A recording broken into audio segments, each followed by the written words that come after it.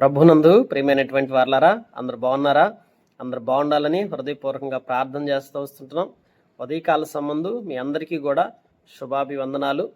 ఉదయకాల సంబంధం దేవుని వాగ్దానం మనం చూస్తూ వచ్చినట్లయితే పరిశుద్ధ గ్రంథంలో మత్తయి సువార్త 12వ అధ్యాయం 50వ వచనంలో, నా తండ్రి చిత్తమును చొప్పున చేయువాడే నా సహోదరుడు, తండ్రి అయిన దేవుని చిత్తము చొప్పున చేయువాడే ప్రభు అయిన యేసుక్రీస్తు వారు చెప్తూ ఉన్నారు, మీరు నాకు సహోదరులుగా ఉంటారు.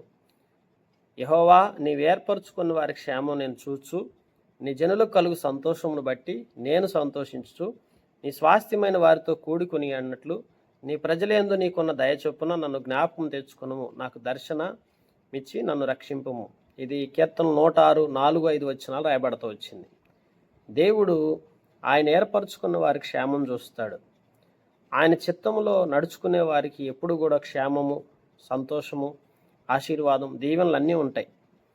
అయితే దేవుని చిత్తం నెరవేర్చుట కంటే ఈ దినాల్లో బంధువులను ప్రేమించే వాళ్ళు ఎక్కువైపోయారు.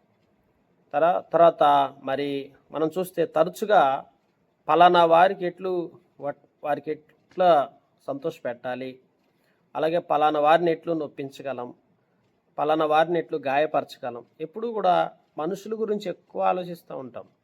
ఎవరైనా మనుషులు నిన్ను బాధ పెడితే వాళ్ళని మళ్ళీ తిరిగి ఎలా బాధ పెట్టాలి, మనుషులు ఎవరైనా నేను సంతోష పెడితే తిరిగి వాళ్ళని ఎలా సంతోష పెట్టాలి, అలాగే మనుషులు ఘనత మెప్పు కొరకు ఎన్నో ప్రయత్నాలు చేస్తుంటాం మనుషులంగా మనం. అనగా లోకంలో మనం ఏ పని చేసినా మనుషులను ఆధారం చేసుకొని చేస్తూ ఉన్నాం ఈ రోజున.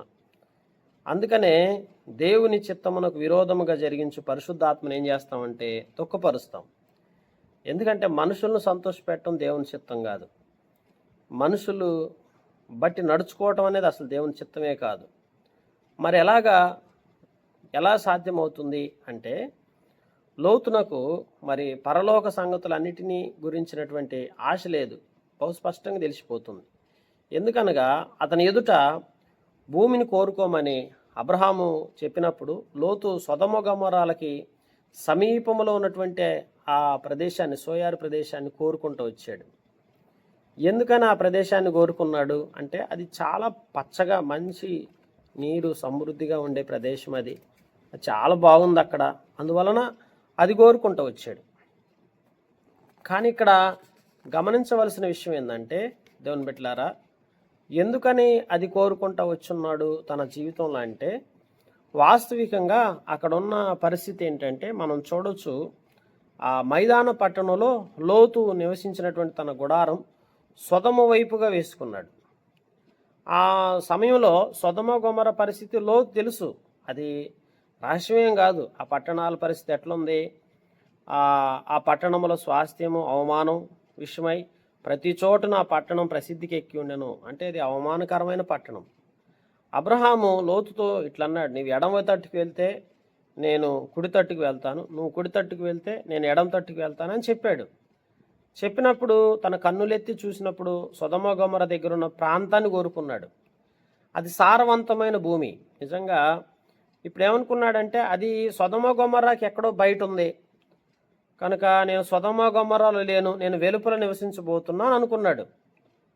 కానీ అక్కడ మనం గమనించినట్లయితే ఇతను సొదొమ లోపలే ఉన్నాడు వెళ్ళిపోయి. గమనించండి, ఆ దినముల్లో ఆ పట్టణం ఒక పెద్దగా కూడా చేయబడ్డాడు. ఆ పట్టణం వెలుపలనే నివసించవలన అతడు తలంచి ఉండొచ్చు. కానీ తీరా చూస్తే ఎక్కడ ఉంటున్నాడు, ఇప్పుడు పట్టణం లోపలే ఉంటున్నాడు. గమనించండి, అంటే ఇప్పుడు సొదొమ గొమొర్రా పట్టణానికి ఒక పెద్ద అయిపోతూ వచ్చాడు. ప్రజలు పెద్దగా ఎంచుకున్నారు, ఎందుకంటే తను కొంత మేలు చేయగలడని తలంచి ఉండొచ్చు, అతని వల్ల లబ్ధి పొందుతారు అనుకున్నారు. అందుకని ఏం చేశారంటే అతను ఒక పెద్దగా పెట్టుకున్నారు వాళ్ళు, సొదొమ గొమొర్రా వాళ్ళు.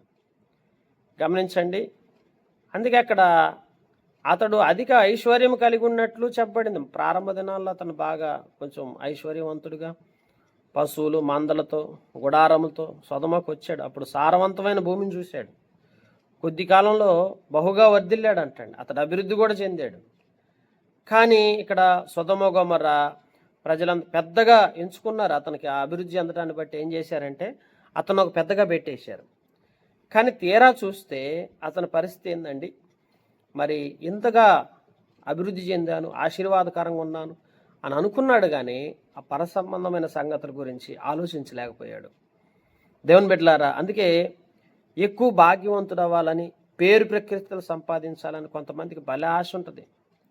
భూమి మీద తొందరగా భాగ్యవంతులు అయిపోవాలి, తొందరగా అందరికీ తెలిసిపోవాలి, అందరిలో పేరు ప్రఖ్యాతులు సంపాదించుకోవాలి. అనేక మంది విశ్వాసులు పేరును, పెత్తనమును, అధికారాన్ని అన్నీ కూడా ఆపేక్షిస్తూ ఉంటారు. ఆత్మీయ శ్రద్ధను బట్టిగా పేరు గడించాలి అని, సమాజంలో నాయకులు కావాలని అంతా ఆతురపడతా ఉంటారు. గమనించారా? ఈ యొక్క లోక అభివృద్ధి మిమ్మల్ని మోసపరచనీకుడి. ఈ లోక అభివృద్ధి అండి మనల్ని మోసపూరితంగా చేస్తుంది. మనిషికి కొంచెం అభివృద్ధి వస్తే ఏమైందంటే దేవుడు ఇచ్చిన దాన్ని మర్చిపోతాం. నీ సొంత సమయంలో దేవుడు అనుగ్రహించింది లోక భాగ్యం కంటే ఎంత మేలైంది అంటే, దేవుడు నీ సొంత సమయంలో దేవుడు ఏదో నీకు ఇస్తే అది ఆశీర్వాదం కావని తొందరగా మరి ఆశపడి ప్రలోభాలకు లొంగిపోయి ఆశతో, తృష్ణతో లోతు వలె బ్రతకటం మంచిదేనా? గమనించండి. తండ్రి చిత్తాన్ని ఎరుగుదాం, దేవుని చిత్తాన్ని తెలుసుకొని, దేవుని ఆలోచన చొప్పు నడుచుకొని ఆ రీతిగా మనం దీవెనకరంగా చేయబడదాం. దేవుడు అప్పుడు మనల్ని అంతకంతకు ఆశీర్వదించి బలపరుచుకుంటూ వస్తాడు. ప్రార్థన చేసుకుందాం. పరిశుద్ధుడైన దేవా, ప్రేమ కలిగిన మా తండ్రి, సర్వశక్తిమంతుడైన మా ప్రభువా, ఉదయకాల సంబంధయ్యా, లోతు నాయన మరి సొదొమ గొమొర దగ్గర సోయార్ అనే ప్రదేశం విషయంలో ఆశపడుతూ వచ్చున్నాడయ్యా. చివరికి నష్టపడుతూ వచ్చాడు. ఎందుకంటే అది చూడటానికి ఎంతో సౌందర్యవంతంగా ఆయా పచ్చగా ఉన్నట్టు కనిపించింది. అందును బట్టి ఆశపడి, తొందరపడి తర్వాత ఎంతో నష్టాలు తెచ్చుకున్నాడు. ఈ లోకము ఎంతో ఆశతో కూడుకున్నదాన్ని గుర్తెరిగి నీ పాదాలు చెంతకొస్తున్నామయ్యా. అట్టి ఆశలకు, ప్రలోభాలకు లొంగిపోయి నష్టపోకుండా సహాయం అందించి ఆశీర్వాదకరంగా మమ్మల్ని చేయవలసిందిగా యేసుక్రీస్తు ప్రభువు నామం పేరిట ప్రార్థించి అడిగి పొందుకుని ఉన్నాం తండ్రి. ఆమేన్. మన తండ్రి దేవుని ప్రేమయు, కుమారుడైన యేసుక్రీస్తు ప్రభువు కృపయు, పరిశుద్ధ ఆత్మిక సహవాసం సదాకాలం మనందరికీ తోడై నడిపించునుగాక. Amen. Praise the Lord. God bless you.